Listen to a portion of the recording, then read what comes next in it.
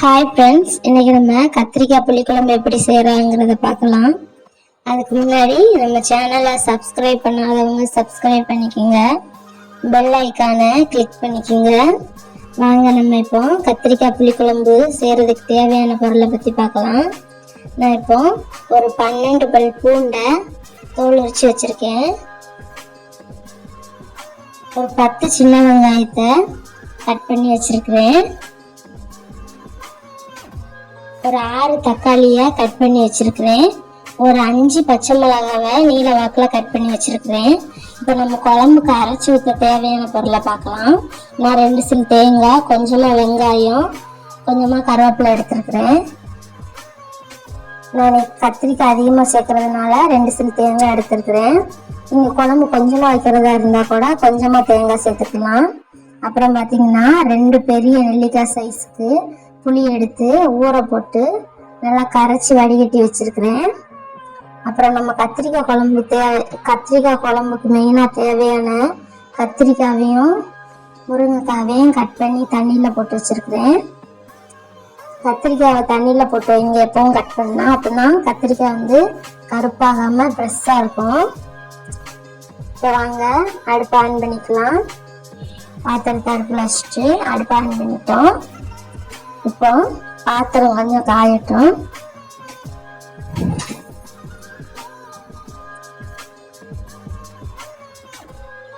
பாத்திரம் இப்போ காய்ஞ்சிட்டு இப்போ நம்ம குழம்புக்கு தேவையான அளவு எண்ணெய் சேர்த்துக்கலாம். சேர்த்தாச்சு. இப்போ ஆயில் காய்ஞ்சிட்டு, இப்போ ஆயில் காய்ஞ்சதுக்கு அப்புறமா நம்ம கொஞ்சமாக கடுகு போட போகிறோம்.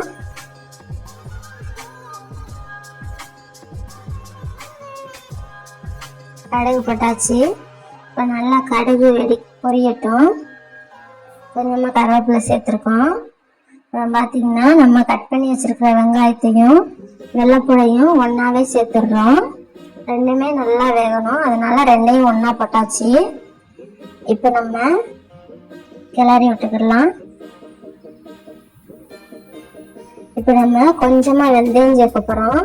ஏன் நம்ம கடுகு போடும்போதே வெந்தயம் போடலைன்னா, கடுகு போடும்போதே வெந்தயம் போட்டோம்னா வெந்தயம் கருகி குழம்பு வந்து கசப்பாயிரும். அதனால கடுகு போடும்போது போடாம வெங்காயமும் வெள்ளைப்பூடும் போட்டதுக்கு அப்புறமா போடுங்க. இப்போ பாருங்க, நல்லாவே வெங்காயமும் வெள்ளைப்பூடும் வதங்கிட்டு இப்போ நம்ம கட் பண்ணி வச்சிருக்கிற தக்காளியவும் பச்சை மிளகாவையும் சேர்த்துக்கலாம். சேர்த்து கிளறி விட்டுக்கிடுவோம். இப்போ நம்ம தக்காளி வதங்குறதுக்கு தேவையான உப்பை மட்டும் இப்போ போடுறோம். குழம்புக்கு தேவையான உப்பு அப்புறமா போட்டுக்கலாம். இப்போ கொஞ்சமாக தக்காளி வதங்குறதுக்கு தேவையான அளவு மட்டும் உப்பு போட்டிருக்கோம். போட்டு மூடி வச்சாச்சு. இப்போ திறந்து பார்க்கலாம். பாருங்க, இன்னுமே தக்காளி வேகலை. மூடி வச்சிருவோம். இப்போ பாருங்க, நல்லாவே தக்காளி முக்கால் பாகம் வெந்திருக்குது. இப்போ நம்ம கத்திரிக்காயும் முருங்கைக்காயும் போட போகிறோம். பாருங்க, தண்ணியோட நிறத்தை பாருங்க, கருப்பாக இருக்குது. நம்ம இன்னொரு தண்ணி போட்டு அலசிக்கிடுவோம். இன்னொரு தண்ணியில் போட்டு அலசியாச்சு.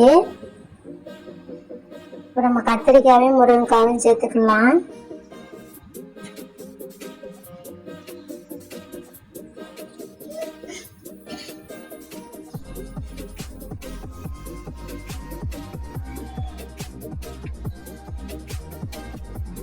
கத்திரிக்காயும் முருங்கைக்காயும் போட்டாச்சு. இப்போ நம்ம குழம்புக்கு தேவையான அளவு உப்பையும் போடுறோம். அப்புறம் தான் முருங்கைக்காவிலையும் கத்திரிக்காவிலையும் நல்லா உப்பு பிடிக்கும். கிளறி விட்டுக்கிடுவோம். இப்போ நம்ம தண்ணிலாம் சேர்க்க தேவையில்லை. நம்ம இதை அப்படியே மூடி வச்சிட்டோம்னா நல்லாவே அவிஞ்சிரும். ஏன்னா நம்ம முருங்கைக்காயும் கத்திரிக்காயும் தண்ணியில் போட்டதுனால தண்ணி சேர்க்க தேவையில்லை. மூடி வச்சிருவோம். ஓப்பன் பண்ணி பார்க்கலாம். பாருங்க, தண்ணி சேர்க்காமே எவ்வளோ தண்ணி இருக்குதுன்னு பாருங்க. இதுலேயே கத்திரிக்காய் நல்லா வெந்துடும், தண்ணியெல்லாம் சேர்க்க தேவையில்லை. இன்னுமே நல்லா வேகணும் கத்திரிக்காயும் முருங்கைக்காயும், அதனால நம்ம மூடி போட்டு மூடி வச்சுக்கலாம். இப்போ பாருங்க, கத்திரிக்காய் நல்லா வெந்திருக்குது. முருங்கைக்காயோட நிறமும் மாறி இருக்குது, பார்த்தாலே தெரியுது. நல்லா கத்திரிக்காய் கண்ணாடி போல வெந்திருக்குது. பாருங்க, கத்திரிக்காய் எப்படி கண்ணாடி போல தெரியுது, நல்லாவே வந்திருக்குது. இப்போ நம்ம புளி சேர்க்க போறோம். புளி தண்ணி நம்ம கரைச்சி வச்சிருந்தோம் பார்த்தீங்களா, அந்த புளியை நல்லா க்ளீன் பண்ணி வடிகட்டிட்டு இப்போ நம்ம குழம்புல சேர்க்க போறோம். கொஞ்சமா சேர்ப்போம். கொஞ்சமா சேர்த்துட்டு அது இருக்கு பார்த்தீங்களா, அதில் வந்து நம்ம அரைச்சி வச்சிருந்தோம்ல தேங்காய், வெங்காயம், கருவேப்பிலை, அதை நம்ம இப்போ சேர்க்க போகிறோம். உங்களுக்கு தேங்காய் வேண்டாம் அப்படின்னு நினைக்கிறவங்க தேங்காவை ஸ்கிப் பண்ணிடுங்க.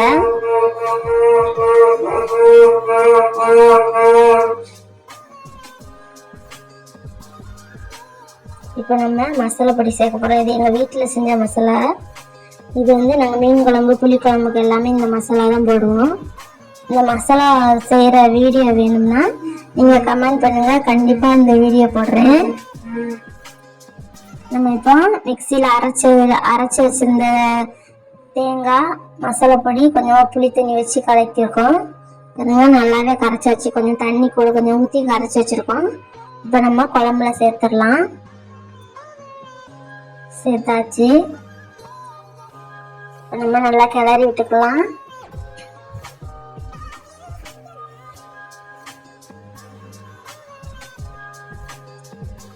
வாங்க, இப்போ நம்ம நல்லா மூடி போட்டு மூடி வச்சிருவோம். நல்லா கொதிக்கட்டும் குழம்பு.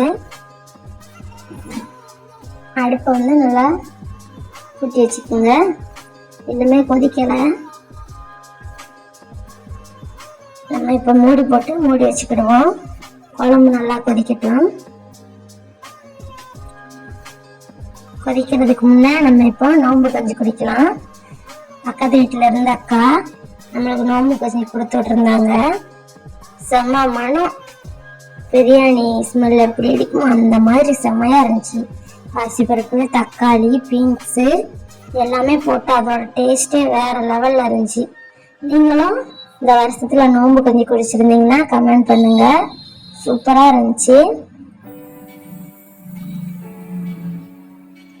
பாருங்க, குழம்பு நல்லா கொதிச்சுட்டு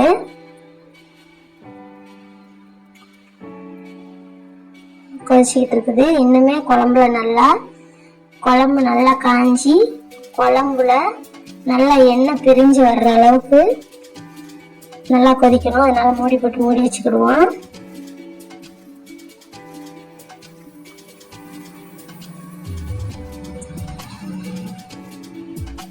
பாருங்க, நல்லா குழம்புல எண்ணெய் பிரிஞ்சு வந்துச்சு. பார்த்தாலே தெரியுது குழம்பு ரெடி ஆயிட்டுங்கிறது. சூப்பரா இருக்கும். நீங்க கண்டிப்பா செஞ்சு பாருங்க.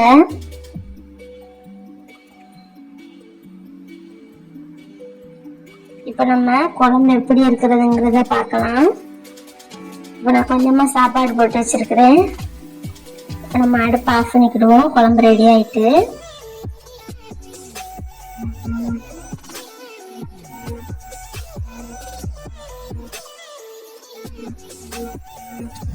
குழம்பு ஊற்றிக்கிடலாம்.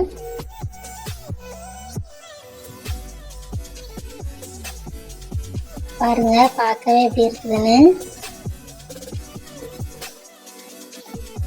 இப்போ நம்ம கூட்டுக்கு நம்ம வச்சிருந்த புளிக்குழம்புக்கு வச்சிருந்த கருவாட்டு கூட்டு செமையா இருக்கும். புளிக்குழம்பு கருவாட்டு கூட்டு சூப்பரா இருக்கும். ட்ரை பண்ணி பாருங்க. பாருங்க,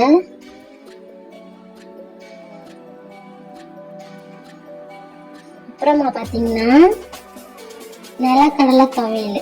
நாங்கள் காலையில் கஞ்சி குடிக்கிறதுக்கு நிலக்கடலை துவையல் அரைச்சோம். செம்மையாக இருக்கும் அதோட டேஸ்ட்டு. தண்ணி ஊற்றாமல் புளி தண்ணி மட்டும் ஊற்றி அரைச்சோம்னா செம்மையாக இருக்கும். அதோட வீடியோ வேணும்னா கமெண்ட் பண்ணுங்கள். கண்டிப்பாக நான் இன்னொரு நாள் போடுறேன் நிலக்கடலை துவையல் எப்படி பண்ணுறதுங்கிறத.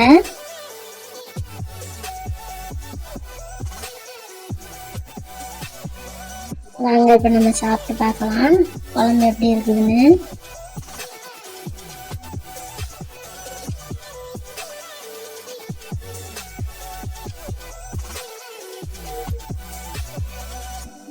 சூடா இருக்குது.